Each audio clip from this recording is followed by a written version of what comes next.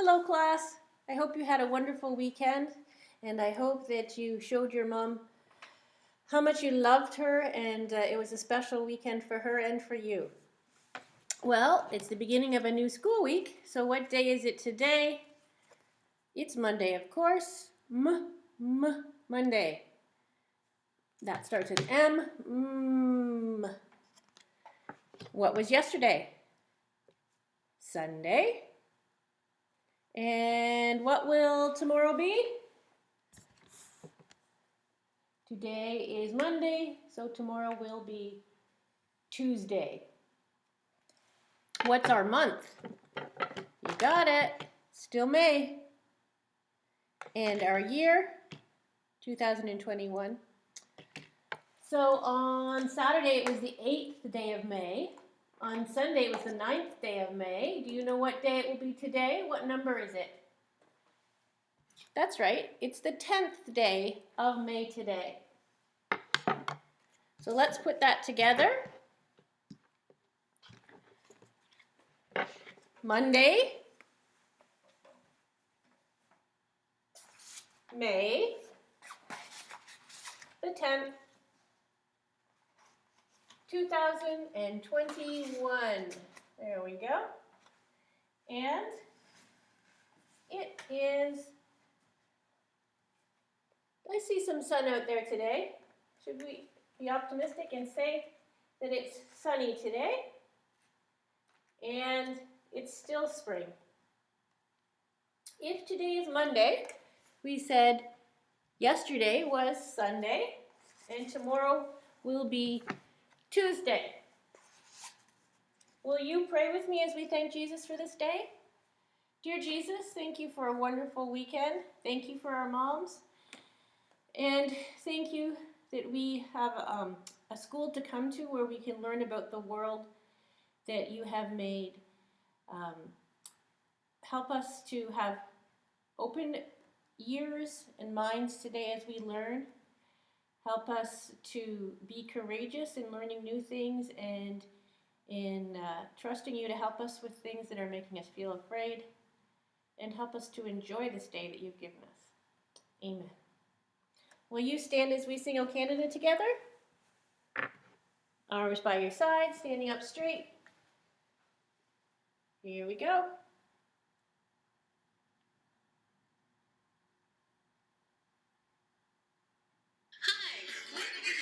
And today, we're going to sing the Canadian National Anthem to celebrate all things Canadian.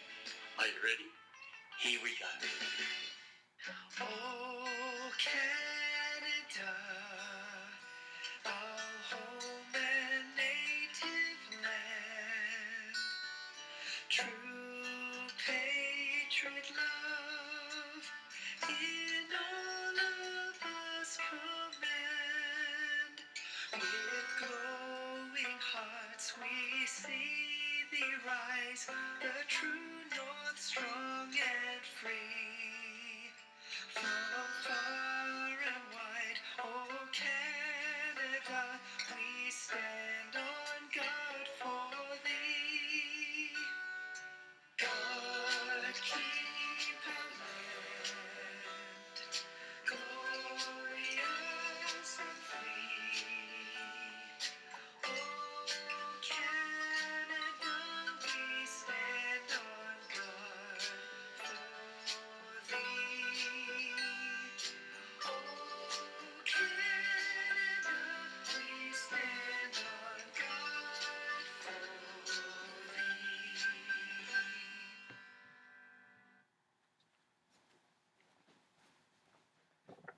Wonderful singing, and now you can sit down as we talk about our Bible story and our new verse for the week.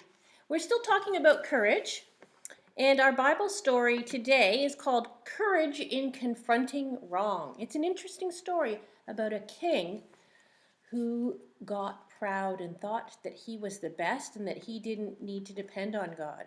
He thought that his rules were better than God's, and he got himself into some trouble. And some people who were listening to God's word and being obedient to it had to have courage and go talk to the king and tell him he was making a bad choice. That might be a little bit scary because he was the king and he could get them in trouble. But they knew that God was more powerful than any earthly king, and they trusted in him to encourage the king to start listening to God. Well, you can read that story and see how that turned out for those people who had to have courage to confront the king. And our new memory verse this week, you did an awesome job on your memory verse about courage last week, and we have a new memory verse about courage, and it goes like this. I am the Lord your God, who holds your hand and says to you, do not fear, I will help you. Let me say that again. I am the Lord your God, who holds your hand. Doesn't that make you feel safe knowing God wants to hold your hand? If you put your hand out, he will hold it. And he says to you, do not fear. I will help you. That makes me feel confident knowing that Jesus wants to hold my hand and he will help me when I'm afraid. He will help me with anything that I need help with. That is found in the book of Isaiah, chapter 41, verse 13. Isaiah, chapter 41, verse 13, and it goes like this. I am the Lord your God, who holds your hand and says to you, do not fear, I will help you. Where is it found? Isaiah chapter 41, verse 13. So you practice that, have fun with it, put some actions to it, and I can't wait to hear you say it on Friday. Moving on, in language today, you are still working on finishing up any pages from your printing book that you haven't finished yet. And then you all have a rhyming page that has some leaves on it.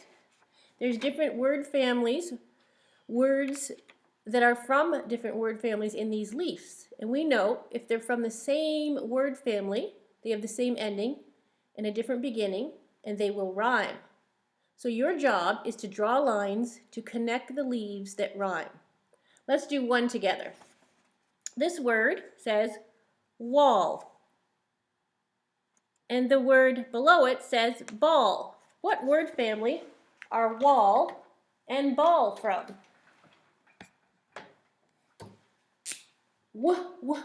W, all, A-L-L. So there's the word family. Let me grab another marker. There's the word family all, A-L-L. And we put a W in front of it, and that spells wall. What would ball start with? B. Yes, it would start with B. And it's got the same family at the end, the all family.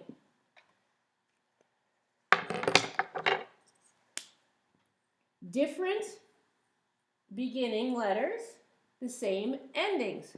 So they're both from the all family and they rhyme, wall and ball. So you would join those two leaves together.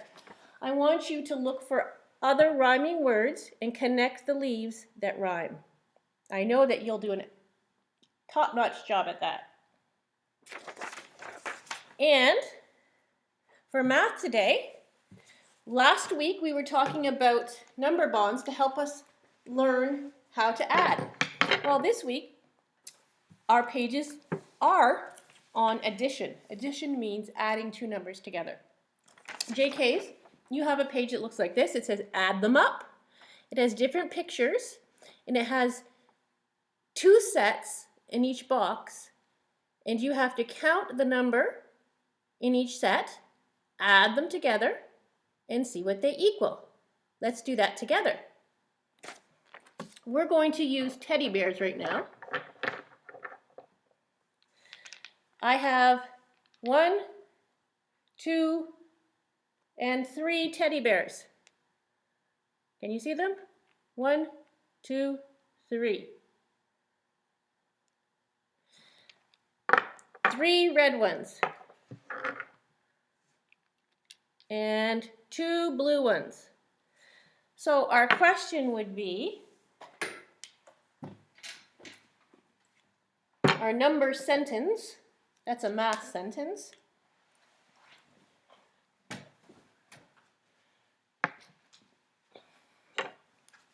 Three red teddy bears.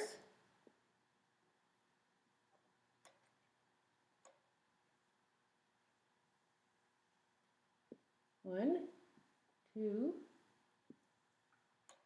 three. And two blue teddy bears. One,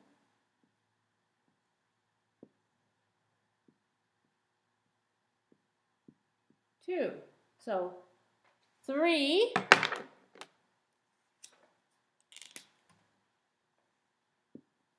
plus 2 equals, let's count them, 3, 4, 5. 1, 2, 3, 4, 5. With our fingers, that's 3 plus 2 more is 1, 2, 3, 4, 5. So 3 plus 2 equals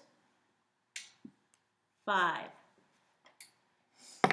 Now, the first one on your page is with stars. So let's do stars. It has 2 sets or 2 groups of stars. How many stars are in the first set? That's right. There's 2 stars in the first set. 1, 2,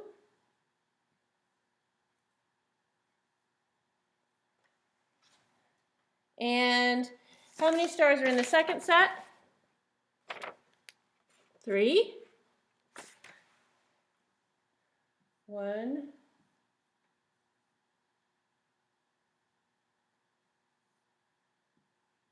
2,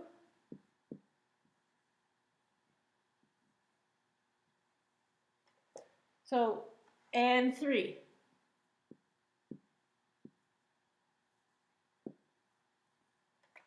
So let's add those together. 2 plus 3 equals 1, 2, 3, 4, 5. 2, 3, 4, 5. If we're adding on, we can start at the number that we know there's 2 in here, so we can just start at 2 and then add on to that. 2, 3, 4, 5. You can go ahead with that. You have different objects on the page. You're going to add up how many items are in each set. In each box, you have 2 sets of the same thing.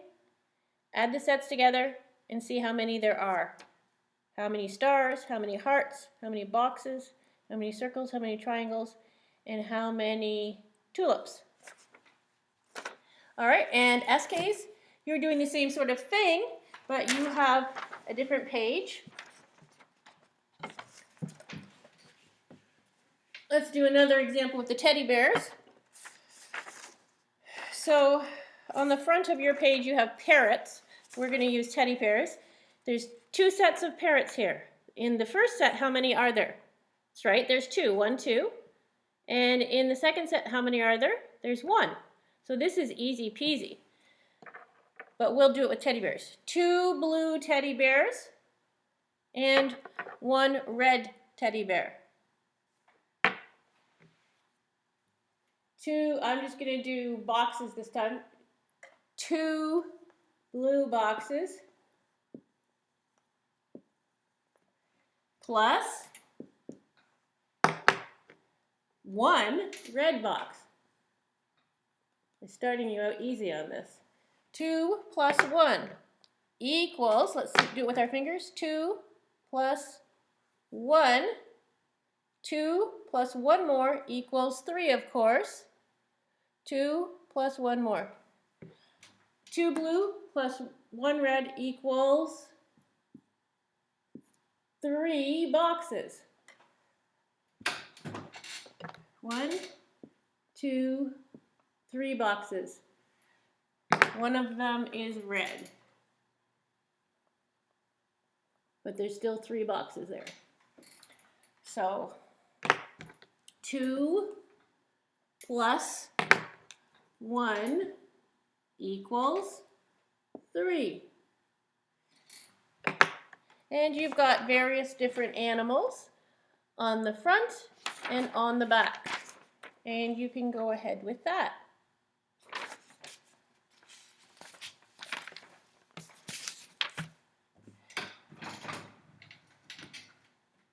Now let's stand up and stretch.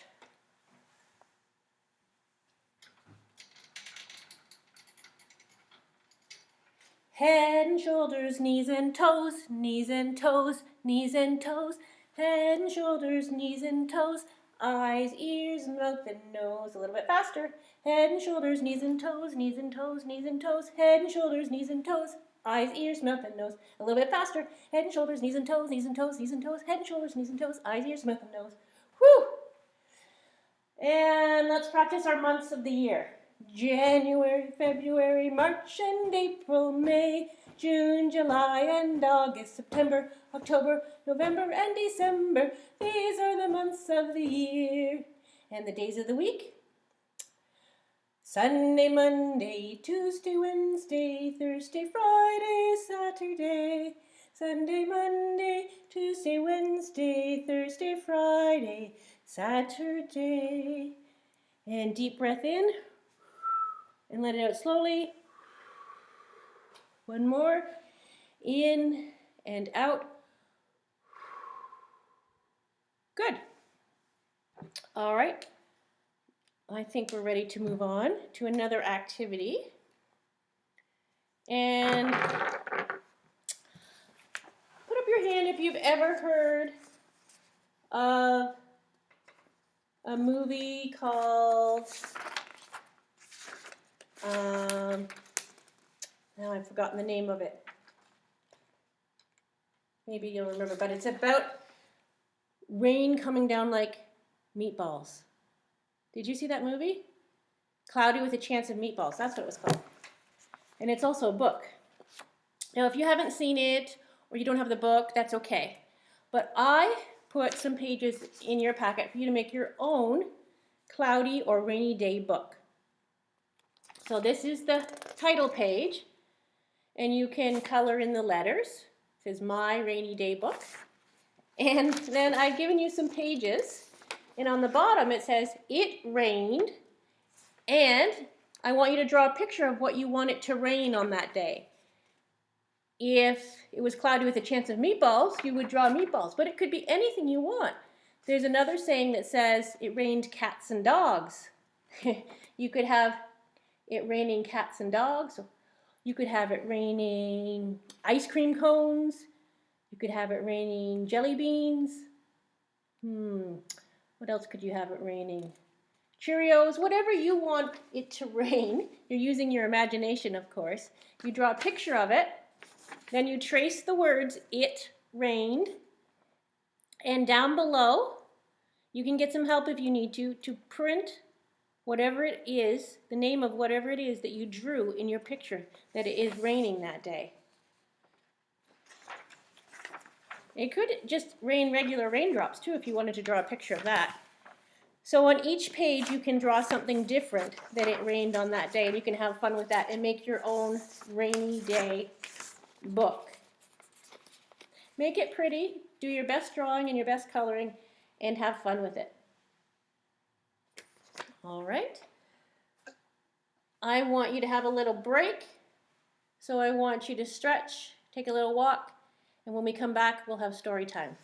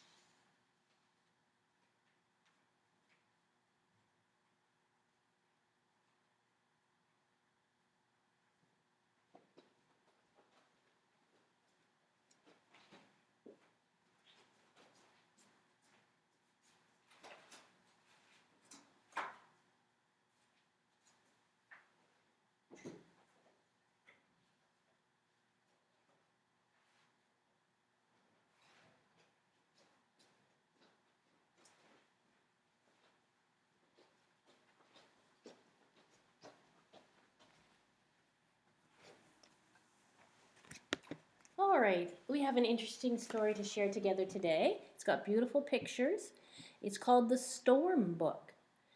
It's written by author Charlotte Zolotow, and the pictures are by Margaret Graham, and it's a special book that won the Caldecott Honor. So let's share it together. Can you see the clouds in the sky? What else can you see in this picture? Do you see the hills far beyond in the back? The illustrator made them smaller in different colors so they would look like hills, rolling hills. And do you see the puppy dog and the fence in the background? Where do you think this is, the country or the city? If you said the country, why do you think it's in the country? Maybe because we see lots of green grass and hills and trees and lots of open space. Well, do you see that the sun is hiding just behind the cloud? Maybe the weather is partly sunny, partly cloudy. Let's find out.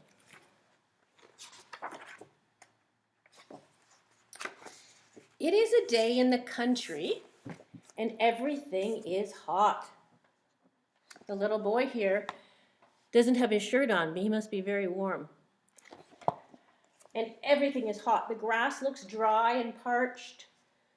The buttercups are sticky with dust. The daisies' white petals look gray. And all the flowers, the rambler roses climbing up the gate, the hollyhocks leaning against the house, hang limply on their stems. Why do you think they're hanging limply? Is it because they haven't had enough water and they're hot? Do you feel limp when you're hot and thirsty? The little boy can almost see the heat quivering up like mist from the earth. And we know that when water is rising up from the earth, it's called evaporation, and that is a gas. But this is the heat. Have you ever been outside when it's really hot in the summer and you can see the heat almost on the pavement? A little caterpillar climbs carefully up a dusty blade of grass and then climbs down again. There is a special hot stillness over everything. The white fox terrier has crawled under the latticework of the porch and lies sleeping in the shade. He's trying to get underneath this latticework because he's so hot to find some shade when he's sleeping because he doesn't have energy to do anything else. Even the birds seem too hot to sing, for there is not a sound among the leaves. There's the beautiful countryside with the hot sun shining down, and there's no clouds to shade it there. And there's the little boy lying in the grass with his hat on to try and keep cool, to shade his eyes from the sun. Can you see that the farmer has plowed the field there? But the hazy sky begins to shift and the yellow heat turns gray. Everything is the same color now, one enormous, listless gray world where not a breath stirs and the birds don't sing. There isn't even the slightest motion of a branch or the slightest whisper of a breeze. And still, there is something expectant in the glowing darkness. Something is astir. Something soundless and still for which the little boy waits. What do you think he's waiting for? He waits and he sees dark clouds beginning to form, throwing their shadow over the parched fields, moving one after another until they cover the sky and the world is black as night. A little cool wind suddenly races through the trees and sways the rambler roses, bends the daisies and buttercups and Queen Anne's lace and the long grass until they make a great silver sighing stretch down the hill. Then it happens. Shooting through the sky like a streak of starlight comes a flash, so beautiful, so fast that the little boy barely has time to see the flowers straining into the storm wind. "Oh, Mother," he calls. "What was that?" What do you think it was that he saw in the sky? There it is. I can't see the sun anymore. It's all gray, dark gray cloud. And what is that in the sky? Lightning. Well, the little boy is not laying in the grass anymore. Can you see what he's doing? He's running towards his mother, and his mother's waving to him to tell him to come inside. Lightning, his mother answers. That's that our own lamplight comes from. The little boy thinks of the lamp in his room with its warm golden glow, and he thinks of the lightning flashing through the sky. The lightning was like a wild white wolf running free in the woods, and the lamp like the gentle white terrier who came when the little boy called. So he said lightning is like a wild animal, and the lamplight is like his white terrier, who's gentle and comes when he calls. And now, from somewhere behind the hill, comes the great rolling of thunder. What's that? The little boy shouts. Rain clouds breaking against each other. And that is the sound they make, his mother says. Can you see them breaking against each other, the rain clouds? Now there is a silence again in the dark world. Stillness. And then the whole sky lights up in one blinding, starry flash of lightning. Have you ever listened to a storm and seen the lightning and then heard the thunder? It's like they're echoing each other. Lightning and then thunder. The sky darkens again as the thunder draws closer, rolling loudly nearer, until, when a sudden explosion, it crashes overhead, and a silver torrent of rain slants down. You know the rain's coming soon when you have thunder and lightning. The summer daisies bend almost to the ground under the tearing weight of the wind, and the rain sweeping over the rambler roses and the trees as they toss in the cool, huge arms of the storm. Wow, there's a picture of the storm. Isn't that beautiful? The artist has really done a good job showing us what the storm looks like. How do you know it's a storm? Well, of course, there's the rain coming down at a slant. The sky is dark. Can you see the trees bent and swaying? And the gate is swinging open, and the rambler roses on top of the gate are swaying. See the big tree in the background, blowing and bent? Even the trees behind the little part back here. Can you see those little trees bending their branches and stems? Miles away in the storm-darkened city, a young man closes his book and gets up to look out of the window. Below him, on the street, the lighted store windows shine on the wet sidewalks, and every flash of lightning shows people running by, newspapers over their head or umbrellas held down in front of them to buffet the wind and the rain.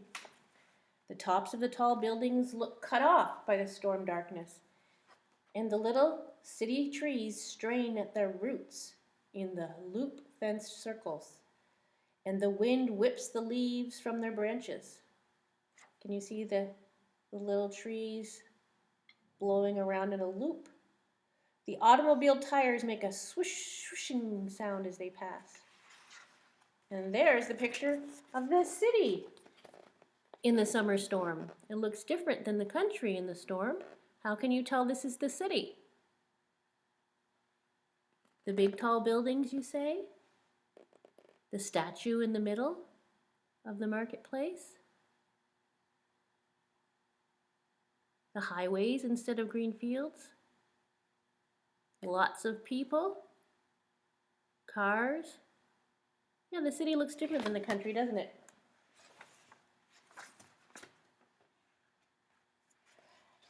At the seashore, an old fisherman stands boot deep in the waves, and the wind and the rain splatter against his oilskin with a terrible beating sound. His oilskin is like his rain jacket. His face is wet with sea spray and rain. When the thunder roars, nothing else can be heard, not the wild splashing of the black waves, nor the drive of the rain against the oilskin. It seems as though there is nothing in the world but the tremendous, ear-splitting brrr of the thunder, followed by streak after streak of cloud-rending light. Once, when the lightning flashes, a little brown sandpiper skids across the sand on his way home, so swiftly that he is gone before the light leaves the sky. So there's the storm at the seashore. Can you see the man with his oilskin rain jacket? Wow, can you see the waves whipping up? The dark sky overhead, and what do you see in the distance? Can you see the lighthouse? That's why lighthouses are there, so that sailors can see where the shore is when there's a dark storm or at nighttime, so they won't get lost. But this fisherman is coming to shore. He knows he shouldn't be out in the water during a storm. And there's the sandpiper bird that's running home too across the sand. Can you see the grass swaying? Tufts of grass. In the mountains, the rain comes down like a waterfall. Each crash of thunder sounds as though the rocks of the mountains are splitting apart. But each flash of lightning shows them solid and quiet against the sky. A young husband herds his sheep to shelter. His wife looks out the window at the storm-torn hills, while their baby sleeps quietly in her arms.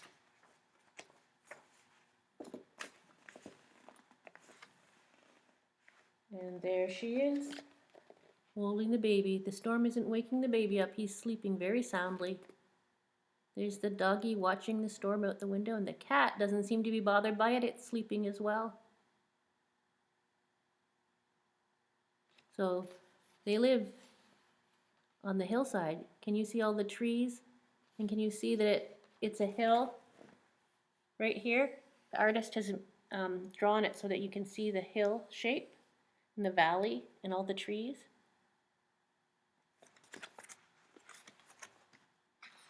And they're sheep farmers. And you can see a picture of the sheep right here on the wall.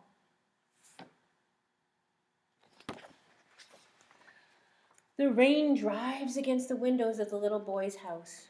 It beats a loud tattooing pit-pat, pit-pat, pit-patting on the roof. And the wind rising and falling in the trees sounds like the sea breaking against the shore. Slowly, the storm subsides. The sky begins to brighten. The thunder rolls away. And only from far, far off now can the little boy hear the as the wind blows the great clouds away from the cool, wet land. The loud pit-pit-patting on the roof grows softer and softer and slowly becomes a dull pit-a-pat, pit-pit-pit. And at last it stops altogether. The air is clean and fresh and smells of wet earth and growing things. Can you remember at the beginning of the book? Everything was dry and thirsty and hot. Now, everything is fresh and clean and wet. Even the air smells fresh and clean. Have you ever been outside after a storm? Have you ever smelled that fresh, clean smell and felt the clean air? The rambler roses have covered the ground with a shower of wind-driven, sweet-smelling petals. The wind blew their petals off. I bet they look very pretty on the ground, though. The daisies are still bent from the weight of the rain, and their moist white petals cling together. But already the buttercups are standing straight. They were bent, but now they're straightened up again, fresh and glistening with one clear raindrop cupped in each shiny yellow blossom. So there's still some raindrops sitting on the blossoms. A queer yellow light spreads across the earth now, so faint, so fine, so beautiful that the little boy lets out his breath with a soft whistling sound, and suddenly all the birds break into sound. The glistening wet trees are loud with sharp, quick twitterings and long, full-noted calls. Here and there, in the sparkling grass, a quick brown sparrow pecks around looking for worms. The light covers everything now. The house, the hollyhocks, the great stretch of grass, the trees, and the fresh, cool face of the little boy who stands in the doorway watching. "What's that?" he suddenly calls to his mother.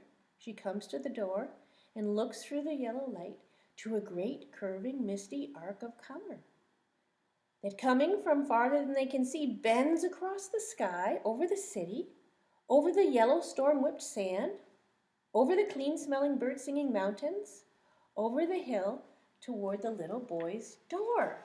What is the arch? Over the country, the city, the shore, and the mountains. What's that beautiful arch? And who put it there? It's a rainbow, of course, that came after the storm. God created all the beauty of nature in the city, in the country, in the mountains, at the shore, and He created the rainbow to let us know that He's there. He's given us nature to tell us that He loves beauty and to remind us that He's there and He loves us. So, of course, the little boy saw the beautiful rainbow in the sky. That's the rainbow, little son, says his mother, to show that the storm has passed.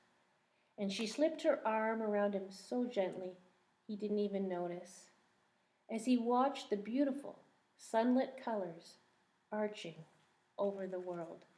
I love that story, don't you? Storms can be beautiful when you're safe inside, and nature is beautiful. And a sunny day is beautiful after the rain. The rainbow is beautiful after the rain. So many different kinds of weather and so much beauty. Well, I hope you enjoyed that story too. And I hope you enjoy your afternoon and your evening. And we'll meet together again tomorrow to learn some more interesting things and have another fun story together. Bye for now.